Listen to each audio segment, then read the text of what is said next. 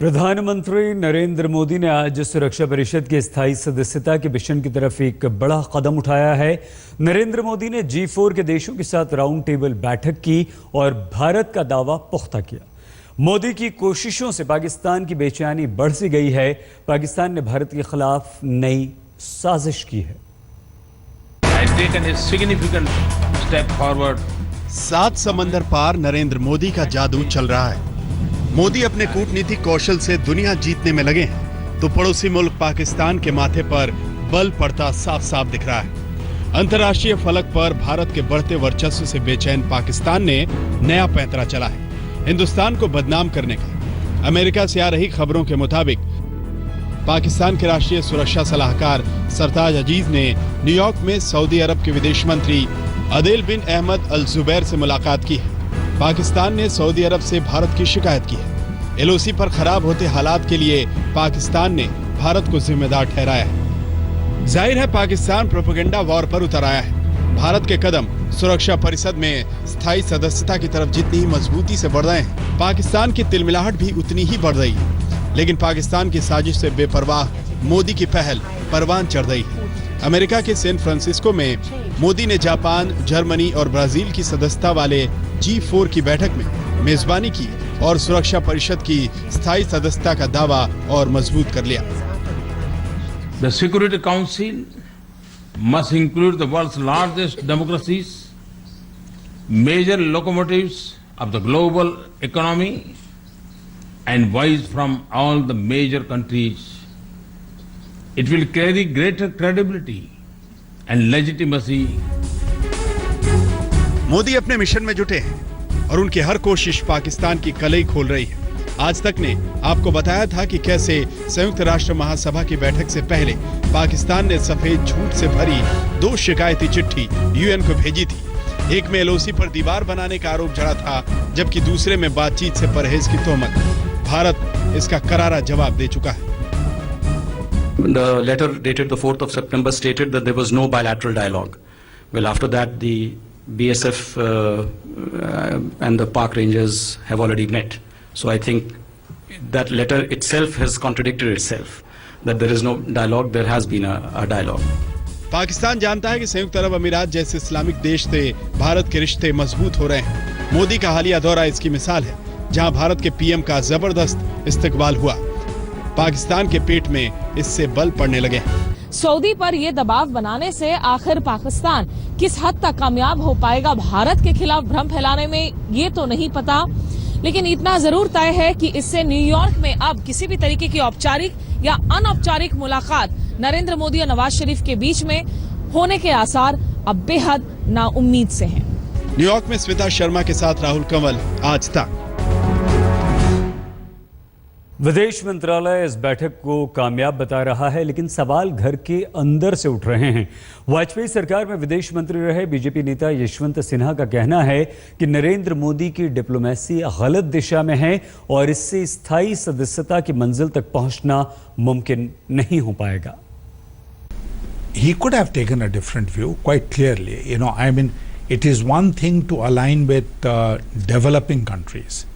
It is another thing to include in this grouping 2 developed countries, Germany and Japan. There is no doubt in my mind that injustice was done to Germany and Japan, because you are aware the UN is a post-Second World War creation. And they were the vanquished powers, so the victors did not give them a place.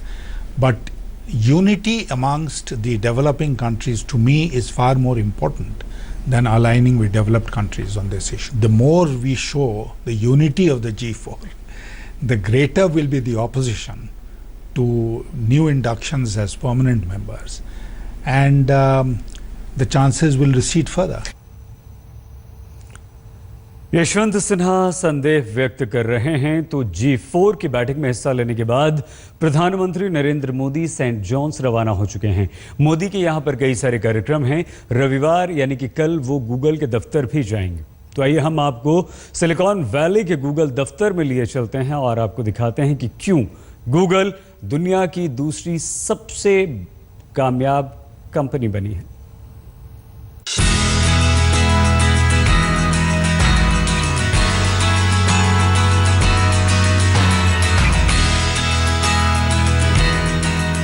Hindustan की राजनीति में करिश्माई कामयाबी हासिल करने वाले नरेंद्र मोदी रविवार को Google के इसी परिसर में आएंगे और अमेरिका की दूसरी सबसे बड़ी आईटी कंपनी की कामयाबी को करीब से जानेंगे। प्रधानमंत्री मोदी अब गूगल के कैंपस आने वाले हैं, उनकी यात्रा को लेकर आप लोग उत्साहित हैं? बिल्कुल, इतनी उत्सुकता कि हम लोग दिनों से इंतज़ार करें इस मौके के लिए, क्योंकि पहली बार सिलिकॉन वैली में इतने सालों बाद प्राइम मिनिस्टर आ रहे हैं, वो भी इंडिया के। तो इससे ज़्यादा मौका क्या हो सकता है कि जताने के लिए कि हम लोग कितना इम्पोर्टेंट है यहाँ पर, और इस मौके को फ़ायदा लेकर क्या पता हम भी अपने देश के लिए कुछ कर सकते हैं। तो आपके हिसाब से गूगल की कामयाबी से प्रधानमंत्री को और हिंदुस्तान को क्या सबक सीखने चाहिए? बहुत सारे सबक, जैसे यहाँ पर इतने सारे अच्छे प्रोजेक्ट्स हैं। एक है प्रोजेक्ट लून, जिसे गांव में जहाँ वाईफाई करंट ही नहीं है वहाँ वाईफाई तक पहुँच सकती है। प्रोजेक्ट सनरूफ है कि इंडिया में जब इतना सूरज है उससे हम इलेक्ट्रिसिटी प्रोड्यूस कर सकते हैं। ऑलरेडी जब गूगल हेल्पिंग विमेन ऑनलाइन करके गांव में जो स्त्रियां हैं, स्मॉल स्केल बिजनेस है, उनको ऑनलाइन आने के लिए इतने हेल्प कर रहे हैं। तो इतने सारे फायदेमंद चीज़ ऑलरेडी शुरू हो चुके हैं, तो आगे का फ्यूचर तो बहुत ब्राइट होने वाला है। It's an honor to be welcoming Prime Minister Modi to Silicon Valley this coming weekend. दुनिया की सबसे बड़ी इंटरनेट कंपनियों में एक गूगल के सीईओ सुंदर पिचाई हिंदुस्तानी हैं। पिचाई से पीएम की मुलाकात हिंदुस्तान की तकनीकी तरक्की में सहयोग पर होगी, लेकिन मुलाकात से पहले ही गूगल मोदीमय हो रहा है। प्रधानमंत्री मोदी यहाँ पे आने वाले हैं, आप लोग एक्साइटेड हैं पीएम की विजिट को लेकर? बहुत उत्सुकता है, बहुत एक्साइटेड है हम उनके आने के। तो क्या मोदी ने अब तक किया है जो आपको जो भाता है, जो आपको अच्छा लगा? जी, मैंने सोचा है स्वच्छ भारत प्रोग्राम के बारे में।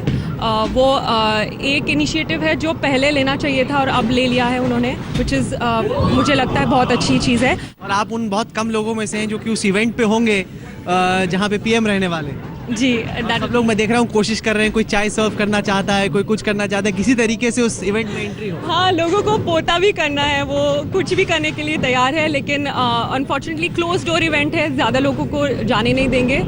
लेकिन लोग सोच रहे हैं कि स्ट्रीट्स के बाहर, जो गूगल के बाहर जो स्ट्रीट है, वहाँ फुटपाथ पे खड़े रह के मोदी जी को नमस्ते करेंगे, उनको देखेंगे। गूगल सिलिकॉन वैली में जरूर है, लेकिन हिंदुस्तानियत यहाँ के जर्रे जर्रे में है। 28 लाख करोड़ से ज्यादा कीमत वाली कंपनी गूगल में अच्छी खासी तादाद हिंदुस्तानियों की है। गूगल अपनी स्ट्रीट व्यू कार भारत में चलाना चाहता है। मोदी से सुंदर पिचाई की इस पर भी बात होगी। मोदी के लिए गूगल एक ऐसा मिसाल होगा जिससे हिंदुस्तान की तरक्की के कई मंत्र निकलेंगे। Rahul Kanwal, San Jose, America आज तक। खबरदार में फिलहाल इतना ही।